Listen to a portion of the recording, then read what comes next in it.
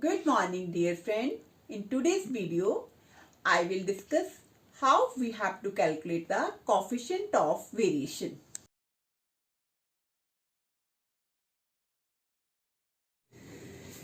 Today I will discuss the coefficient of variation, and this concept is suggested by Carl Pearson.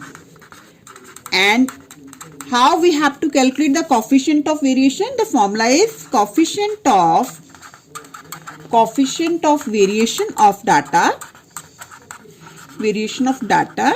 is obtained by dividing the standard deviation. That means dividing the standard deviation by the arithmetic mean.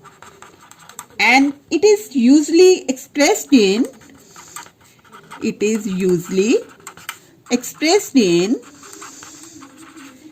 terms of percentage.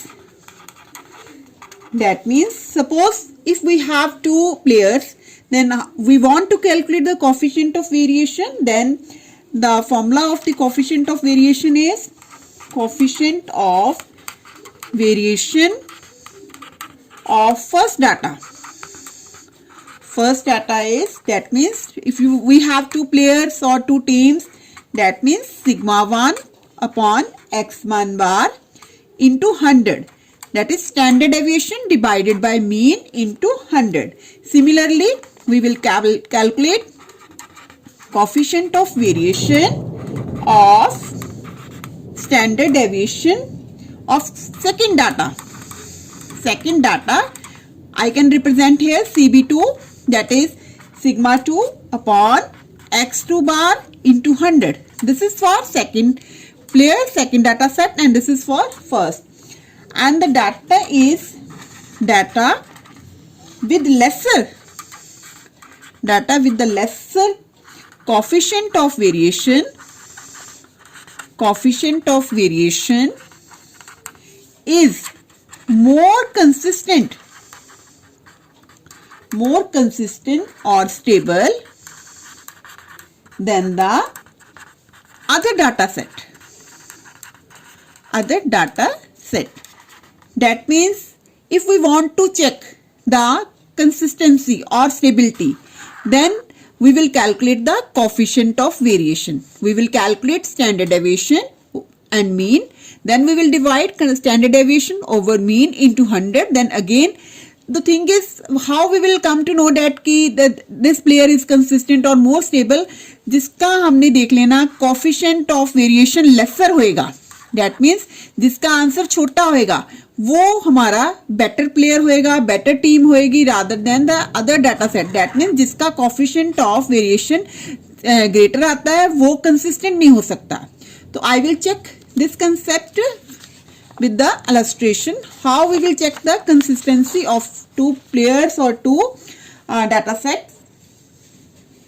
Suppose we have illustration. We have batsman.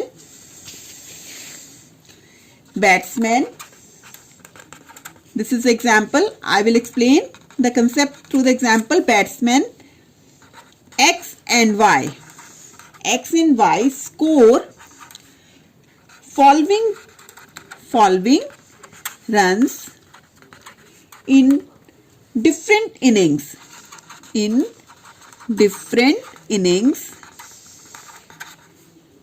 They played in a test series. That means we have two batsmen X and Y and they played in different test series. So I just want to check which is more consistent. Which one is more consistent? That means whether X is better or Y is more consistent. So we have given X is 12, 115, 6, 73, 7, 19, 119, 36, then 84, then 29. This is the X player, batsman, and Y is 47, 12, then 76, then 42, then 4, then 51, then 37, then 48, then 13, then 0. I just want to calculate which whether X is more consistent or more stable or Y is. So I will calculate this. I will here apply the coefficient of variation. So I am just writing here X score हमें क्या दिया हुआ 12, 115, then 6, then 73, then 7, then 19, 119, 36, 84 and 29. Then Y is also given. That means before writing this one, I will firstly write the formula coefficient of variation. Coefficient of variation अगर हमने x की निकालनी है तो I have to calculate sigma x over x bar into 100. That means I have to firstly calculate the standard deviation as well as arithmetic mean. मेरे को arithmetic mean भी calculate करना पड़ेगा और स्टैंडर्ड डेविएशन भी कैलकुलेट करना पड़ेगा. तो सबसे पहले मैंने x का मीन निकाल देना है. Sigma x mean sum of all the terms of x column. तो इसको जब मैं प्लस करती हूं तो मेरे पास आ जाता है 500. तो इसका मीनिंग है हमारे पास जो वैल्यू इसकी आ गई है, I will writing here next page. That means हमारे पास इसकी वैल्यू कितनी आ रही है x बार कैसे होता है sigma x over n. That means sigma x हमारे पास कितना आया 500 और n means number of terms कितनी है 10. तो x बार कितना हो गया हमारे पास 50 आ गया. तो अब अगर हम देखें कि स्टैंडर्ड डेविएशन कैसे निकालना है, स्टैंडर्ड डेविएशन का formula if I am calculating through the direct mean, तो I will use this formula x minus x bar square upon n. यहां से मेरे को इंडिकेशन मिल गई कि x माइनस x बार बनाना है.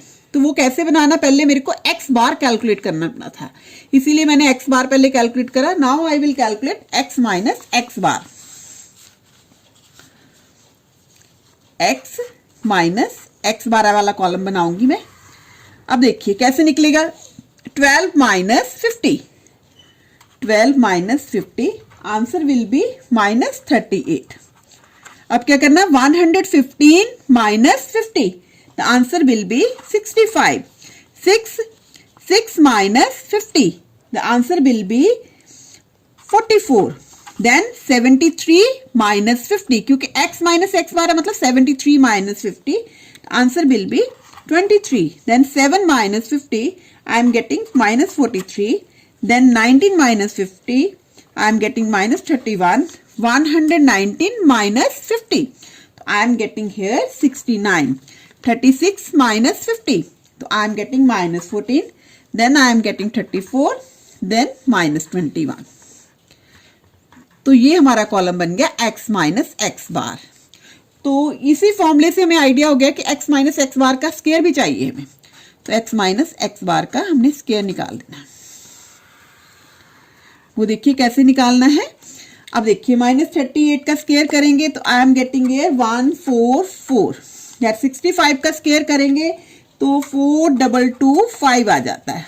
माइनस 44 का स्क्वायर करेंगे 1936 आ जाता है. देन 23 का स्क्वायर करेंगे 529 आ जाता है. 43 का स्क्वायर करेंगे 1849 आ जाता है. 31 का अगर स्क्वायर करते हैं तो वो 961 आ जाता है. अगर 69 का स्क्वायर करेंगे 4761. देन 14 का स्क्वायर करेंगे तो I will get here 196. Then 34 का स्क्वायर 1156. देन 441. तो इसका मीनिंग है हमारे पास, देखो इसमें फॉर्मूले में क्या है सिग्मा. इसका मतलब है इस वाले कॉलम की सारी वैल्यूज को हमने ऐड भी करना है. तो जब हम ऐड करते हैं तो हमारे पास आंसर आ जाता है 17498. This is the sigma. Now I will calculate for y batsman. Firstly I will write all the values of y. That is y की कितनी वैल्यूज आ गई 47, then 12, then 76, then 42, then 4, then 51, 37, 48, 13 and 0। अब सबसे पहले क्योंकि मैंने सबसे पहले क्या निकालना है y बार, मतलब y मीन निकालना, उसका फॉर्मूला क्या होता है सिग्मा y अपॉन n। अब देखिए सिग्मा y मेरे को कैलकुलेट करना पड़ेगा। सिग्मा y हमारा देखो कितना आता है, हम इसको कैलकुलेट करेंगे, प्लस करेंगे सारी y की वैल्यूज को अगर प्लस करते हैं तो आई एम गेटिंग हेयर 330। तो डेट मीन्स हमारे पास इसकी वैल्यू कितनी आ गई y बार की, डेट इज 330। तो I will firstly calculate y bar. Sigma y हमारे पास आ गया 330, डेट मीन्स 330। हमारे पास नंबर ऑफ टर्म्स कितनी है, अगर हम काम काउंट करते हैं 1 2 3 4 5 6 7 8 9 10, इसका मतलब 10 के साथ हम डिवाइड करेंगे, y बार विल बी 33। तो फिर मैंने वही फॉर्मूला, जो सेम फॉर्मूला मैंने x के लिए लगाया स्टैंडर्ड डेविएशन के लिए, अब मैं किसके लिए लगाऊंगी y के लिए। डेट मीन्स उसका फॉर्मूला क्या आएगा sigma y minus y bar का square upon number of terms. That means इससे आइडिया मिल गया कि हमने कौन सा कॉलम अब बनाना है y माइनस y बार। उसके बाद हमने कॉलम बनाना है अपना y माइनस y बार का स्क्वायर। अब देखिए y माइनस y बार कैसे बनेगा, 47 माइनस 33, तो ये आ गया हमारे पास 14। नाउ 12 माइनस 33, क्योंकि y बार कितना आया हमारे पास 33, तो इसका आंसर देखो कितना आ गया, that will be minus 21। Next वाले का 76 माइनस 33, तो ये आ गया 43। नेक्स्ट वाले का 9, नेक्स्ट वाले का माइनस 29, नेक्स्ट वाले का हमारे पास आ जाता है माइनस 29 के बाद ये आ गया हमारे पास 18, नेक्स्ट आ गया हमारे पास 4, नेक्स्ट आ गया हमारे पास 15, then next will be minus 20 and next will be minus 33। अब हमने कॉलम बनाना y माइनस y बार का होल स्क्वायर, तो सारी y माइनस y बार वाले कॉलम की जितनी भी वैल्यूज है उसको हम क्या करेंगे, इसकी आइटम्स को स्क्वायर कर लेंगे। 14 का स्क्वायर 196, 21 का square 441, then 18 49, then 81, then 841, then 324, then 16, then 225, then 400, next item is last is 1089। अब हमने क्या करना है, क्योंकि इस फॉर्मूले में क्या है सिग्मा y माइनस y का होल स्क्वायर, इसका मीनिंग है इसकी सारी की सारी जितने ये वाला कॉलम है ना, इसके वैल्यूज को हमने ऐड कर लेना। तो अगर हम ऐड करते हैं तो इसका स्क्वायर देखिए हमारे पास कितना आ जाता है 5462, ये वैल्यू इसकी आ गई 5462। तो अब देखिए अब हमने क्या कर, पहले हमने निकालना है coefficient of variation, coefficient of variation of X batsman. उसका फॉर्मूला क्या है sigma x over x into 100। अब देखिए हमारे पास ऑलरेडी मीन तो है, मीन हमने कैलकुलेट कर लिए, तो स्टैंडर्ड डेविएशन का ये फॉर्मूला, स्टैंडर्ड डेविएशन का फॉर्मूला हमने इसमें पुट करना है, पहले इसकी वैल्यू निकालनी है। Sigma x minus x bar का स्क्वायर, वो देखिए कितना आया था हमारे पास 17498, तो इसका मतलब 17498 divided by number of term.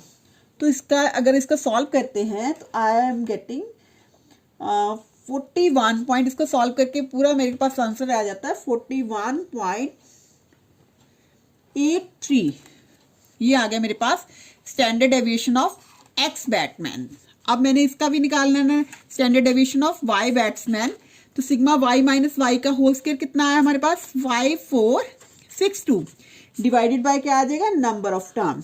तो ये आंसर इसका आ गया 546.2, तो इसको सॉल्व करते हैं 23.37 आ जाता है। अब मैंने निकालना coefficient of variation of X batsman. अब देखिए स्टैंडर्ड डेविएशन कितना आया था एक्स वाले का, दैट इज 41.83 और एक्स बार मीन्स मीन कितना आया था हमारा 50 इंटू 100। अगर इसको सॉल्व करते हैं तो आई एम गेटिंग हियर 6। अब सिमिलरली हमने क्या निकाल देना, coefficient of variation of y। y का फॉर्मूला क्या लगाएंगे, sigma standard deviation of y over y mean into 100। तो standard deviation of y batsman क्या आया, 23.37। तो और y वार कितना आया था हमारे पास, 33 इंटू 100। तो इसको सॉल्व करते हैं तो आई एम गेटिंग हियर 70.82। देखो y बैट्समैन का भी हमने कोफिशिएंट ऑफ वेरिएशन निकाल लिया और x बैट्समैन का भी कोफिशिएंट ऑफ वेरिएशन निकाल लिया। उसका आया 83.6 और इसका आया 70.82। तो क्वेश्चन जो था हमारा ये था कि हमने ये बताना है कि कौन सा प्लेयर जो ज्यादा कंसिस्टेंट है। जैसे कि मैंने डेफिनेशन में भी एक्सप्लेन करा था कि data with lesser coefficient of variation is more consistent और stable than the other data set. तो दैट मीन्स इसमें जिसका कोफिशिएंट किस वाले का कम आया है, 70.82, ये y बैट्समैन का आया है। इसका मतलब जिसका कोफिशिएंट ऑफ वेरिएशन लेस आता है, क्योंकि इसका तो आया 83.6, जिसका कम आता वो हमारा बैट्समैन बेटर है। तो so I can say y is relatively more consistent in batting than x। ये क्वेश्चन था कि क्वेश्चन ये था, बैट्समैन हमें 2 बैट्समैन दिए थे। I just want to calculate which one has a more consistent, whether x batsman और y. तो जब भी बोला हो कि मोर कंसिस्टेंट चेक करना, लेस कंसिस्टेंट, तो हमेशा हम लोग कोफिशिएंट ऑफ वेरिएशन निकालते। दैट मीन्स मेरे को एक्स बैट्समैन का भी कोफिशिएंट ऑफ वेरिएशन निकालना पड़ेगा और वाई का भी निकालना पड़ेगा। तो कोफिशिएंट ऑफ वेरिएशन का फॉर्मूला क्या होता है, standard deviation over mean into 100। तो हमने देख लिया ये सीरीज इंडिविजुअल सीरीज है। सबसे पहले हमने क्या करा, एक्स बार कैलकुलेट करा। एक्स बार का फॉर्मूला क्या होता है, sigma x over n. That means x वाले कॉलम की सारी आइटम्स को प्लस करा तो वो कितना आ गया, 500। 500 बाय 10 कितना आ गया, 50 आ गया था। फिर मैंने कौन सा कॉलम बनाया, एक्स माइनस एक्स बार। ये कॉलम इसलिए बनाया क्योंकि स्टैंडर्ड डेविएशन भी चाहिए था। स्टैंडर्ड डेविएशन का फॉर्मूला क्या होता है, sigma x minus x bar का स्क्वायर ओवर एन। इसका मतलब पहले मेरे को एक्स माइनस एक्स बार वाला कॉलम बनाना पड़ेगा। वो बनाया, मैंने बनाया 12 minus mean 50, 115 minus 50 and so on. फिर मैंने जो एक्स माइनस एक्स बार वाला कॉलम बना उसकी वैल्यूज का स्क्वायर कर दिया, सारी वैल्यूज का, जैसे 38 का स्क्वायर करा, 65 का स्क्वायर करा, ऐसे मेरे पास इसको सम कर लिया। इसका सम आया 17498। ये सारा हमारा एक्स का बैट्समैन का हो गया। अब उसके बाद मैंने वाई बैट्समैन की करनी है। वाई बैट्समैन के लिए भी इसका पहले क्या निकालना पड़ेगा, मीन निकालना पड़ेगा, क्योंकि फॉर्मूला तो हमारा सेम ही होएगा, coefficient of variation of Y batsman, that means standard deviation over mean into 100। तो मैंने सबसे पहले क्या करा, उसका वो निकाल दिया, मीन निकाल दिया। तो मीन कैसे निकाला, mean means sum of all the terms of y divided by number of term. जब इसको प्लस करा सारे, इसका आंसर हमारा आ गया था 330। तो 330 डिवाइडेड बाय 10 कितना आ गया, 33। फिर उसके बाद मैंने y माइनस वाई बार वाला कॉलम बनाया, क्योंकि मैंने स्टैंडर्ड डेविएशन भी निकालना वाई बैट्समैन का। तो वही चीज 47 माइनस 33, तो हमारे पास 14 आ गया। फिर 12 माइनस 33 माइनस 21 आ गया। ऐसे ये सारा कॉलम बन गया। फिर मैंने इसका स्क्वायर कर दिया, इसकी हर आइटम का y माइनस वाई बार का स्क्वायर वाला कॉलम बनाया। हर आइटम को स्क्वायर करके उसको ऐड जब करा, उसका सिग्मा आ गया 5462। तो फिर मैंने सबसे पहले एक्स बार वाई बार तो हम ऑलरेडी निकाल चुके हैं। फिर मैंने स्टैंडर्ड डेविएशन निकाला एक्स बैट्समैन का, वो फॉर्मूला लगाया। फॉर्मूले में हमारी वैल्यू आई हुई थी 17498 डिवाइडेड बाय 10 करा तो ये वैल्यू आ गई। This is a standard deviation. ऐसे ही मैंने क्या करा, स्टैंडर्ड डेविएशन किसका निकाला, वाई बैट्समैन का निकाला। वो भी हमने निकाली हुई थी 5462 डिवाइडेड बाय 10, तो ये भी निकाल लिया। फिर मैंने coefficient of variation of X batsman निकाला, क्योंकि मेरे पास अब स्टैंडर्ड डेविएशन भी है, मीन भी है। स्टैंडर्ड डेविएशन जैसे एक्स का कितना आया था 41.83, एक्स बार कितना आया था 50 आया था, 50 के साथ डिवाइड करा इंटू 100 के साथ करा तो 83.6 आ गया। ऐसे मैंने वाई बैट्समैन का निकाला, उसका हमारा स्टैंडर्ड डेविएशन कितना आया था 23.37 और वाई बार कितना आया था 33 आया था। दिस इज 33, तो इंटू 100 करा तो 70.82 आ गया। दोनों के कोफिशिएंट ऑफ वेरिएशन निकाल दिए। तो as a already I have explain कि the player, the batsman having less coefficient of variation is more consistent player. तो दोनों में मैंने जब देखा कि वाई बैट्समैन है जिसका coefficient of variation smaller है as compared to the coefficient of variation of X batsman. So this one is a better or consistent player rather than the X. This is the question. Thanks dear friend. Please like, share and subscribe my channel, and don't forget to share with other also.